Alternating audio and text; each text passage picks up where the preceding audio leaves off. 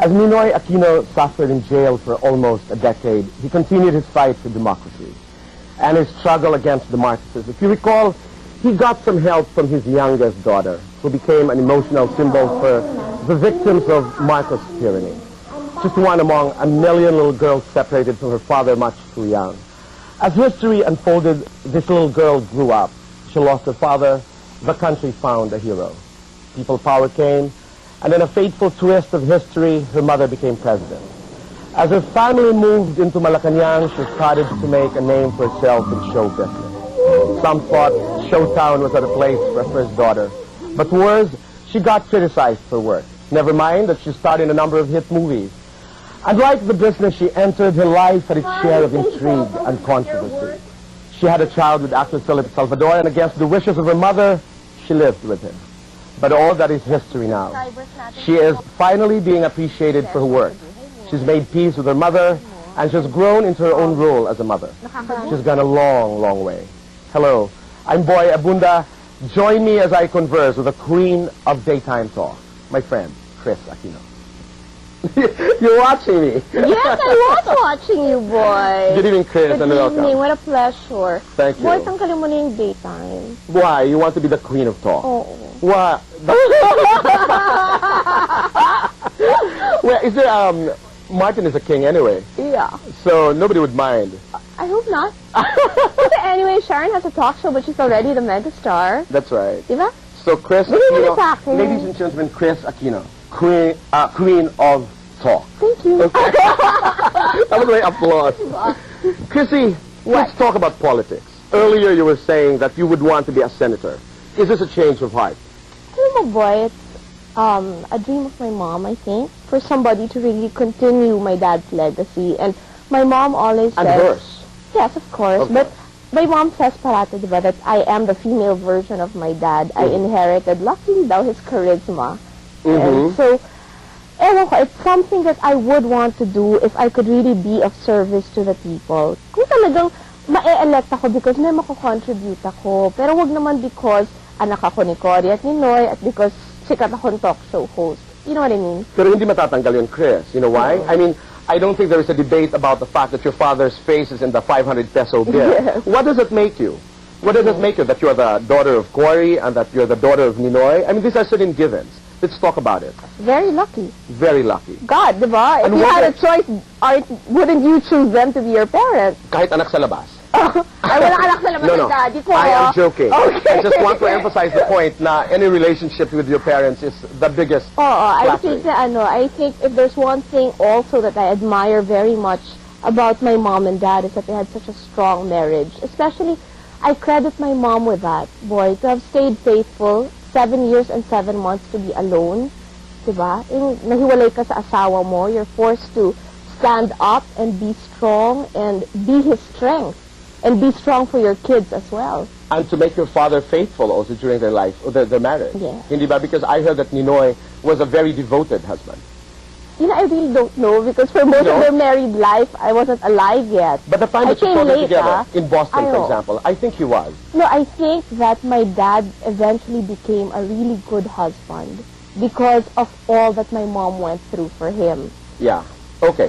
So, granting that people are not going to look at you, which is impossible, Chris, not to look at you as the daughter of Ninoy and Cory, halimbawa lang tumakbo ka if you run for public office.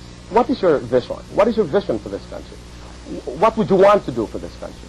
Siguro, boy, I'd like to concentrate on women's issues because as a woman, I've already been through so much. I am a single mother, and in our country, aminin natin, may stigma pa yun talaga, and there are not enough safeguards and benefits for children born out of wedlock.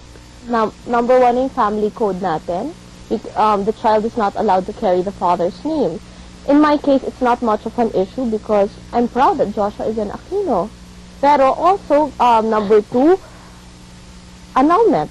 Ang hirap pagdaanan. You live through hell going through it. I have cousins, I have friends who have gone through it. And why not a no-contest divorce based on irreconcilable differences? I'm sure if my mom is watching this now, she's cringing because ayaw ng Catholic Church yun.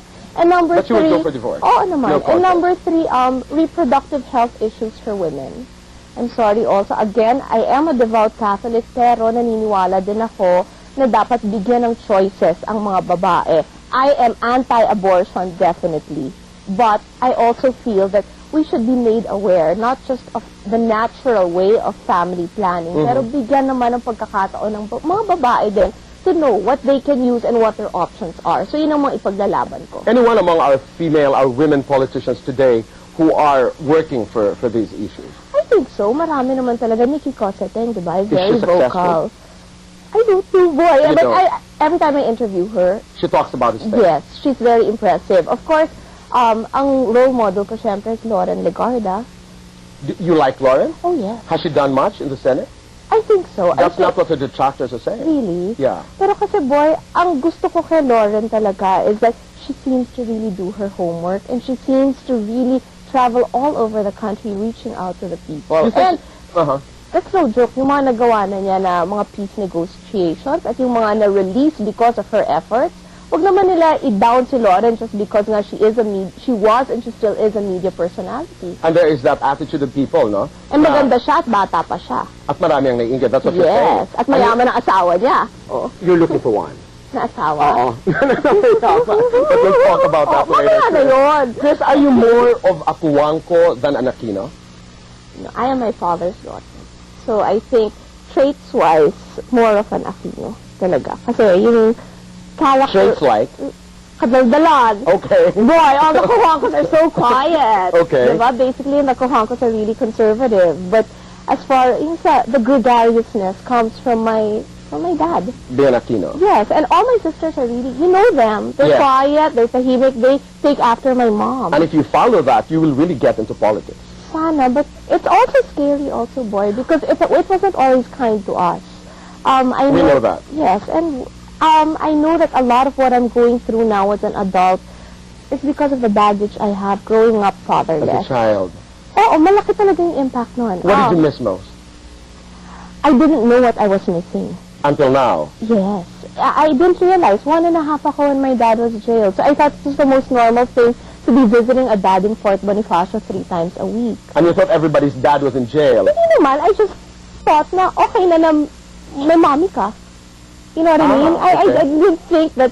But now that I am a parent, I'm gonna realize how much I missed out on not having a strong male figure at home. By a twist of fate, halimbawa lamang, you become president of this country. What is the first thing you would do? What is the first thing I would do as president? Yes. Alam mo, boy, it is such a thankless job that I would not wish it on myself. Alam mo Because yan? you just saw your mother. I saw what my mom went through, and no matter how hard you try, no matter how much you give, you will never be enough. I think even if my dad had become president, marami pa rin mga ibabati ko sa kanya, and he was already brilliant. Your sisters married well. Happily. Happily, no? Sobrang happy. And they're all sila. rich. Rich enough. I don't think they're super duper mega rich. You know, they are, no, I see. They're comfortable. They're very confident. But they all their husbands work so hard. So it's not as if nangurako sila, whatever, That's you right. know. So talaga, I know that. Yan, masipag sila. And matipid sila, hindi kagaya ko. Diba? You know me, I'm so gastadora. So that's why. But they are all happily there. You must find a man who should be able to spend for you and me together. I don't think I want a man spending for me. I just don't want him to spend my money. Really? Why? Oh, really? Bakit? Wala naman. Hindi, ako talaga, I've always been a worker. I've been earning my own keep since I was 16. So what do you 16 want? years old, di na ako nag-aalawan sa mommy ko. Talaga? So what do you want the man to be? You don't want him rich? Come on. Of course I want him rich, but it's no longer on the top of the priority list. I want him to be brilliant. Because I want to be in awe of his brilliance. As brilliant perhaps as your dad. Baka hindi naman niya mapantayin Basta. yun. Pero Yeah. sana, brilliant in whatever field he is in. Alam mo yun, maybe I think that's why I fell in love with Philip, because he was a brilliant actor. And somebody who's not afraid of you, Chris. Oo naman. I'm so intimidating, boy. So sana somebody na hindi ma-intimidate sa akin. Is there anybody out there who's not intimidated with Chris Aquino? Has Chris Aquino fallen in love with another woman? We'll talk about love. We'll talk about the future. We'll talk about Chrissy looking for love, not looking for love. Stay with us. We'll be right back.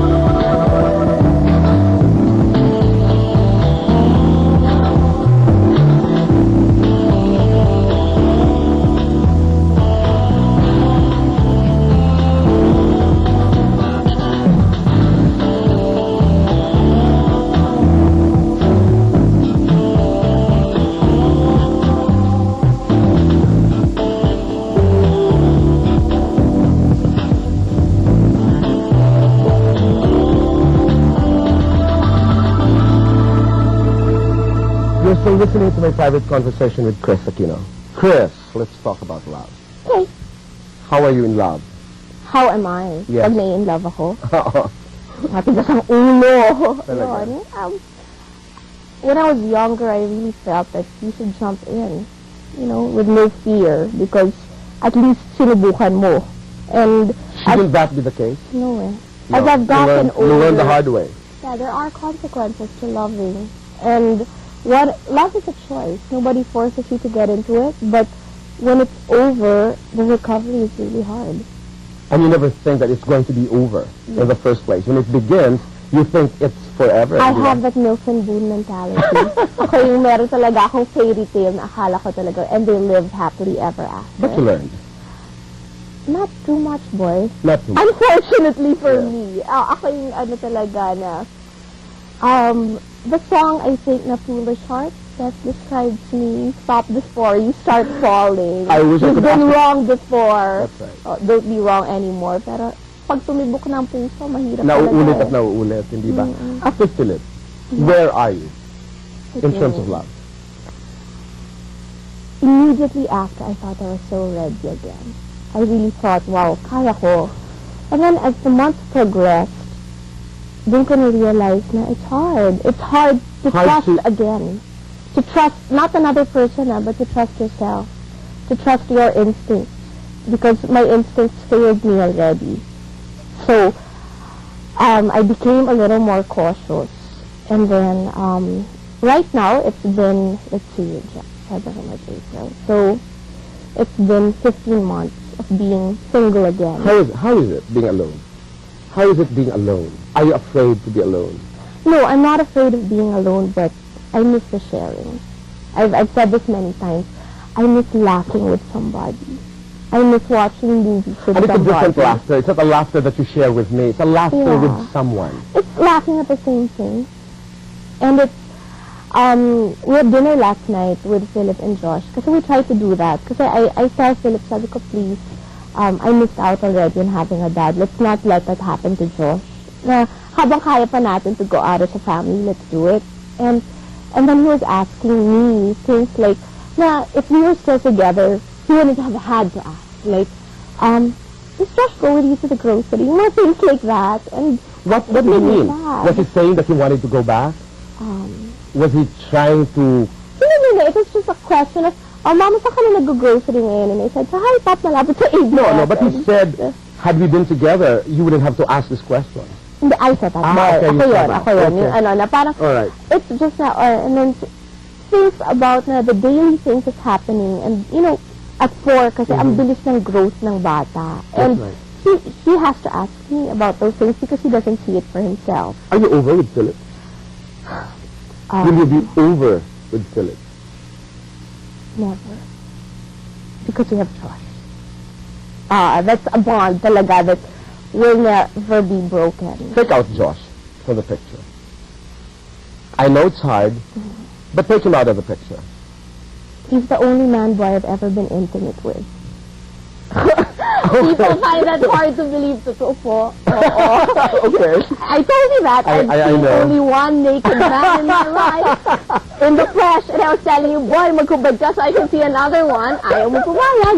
Oh, so Are you looking forward to the next naked man? Alam mo, prude ako. For all my kung ano-ano. For all your kadaldalan, that's good. Okay. All talk ako. Kung gusto ko talaga yung susunod na hubad na lalaki, yun na yung pakakasama ko. Can you describe that man? Chris? I mean, at least you should have him in your mind. I mean,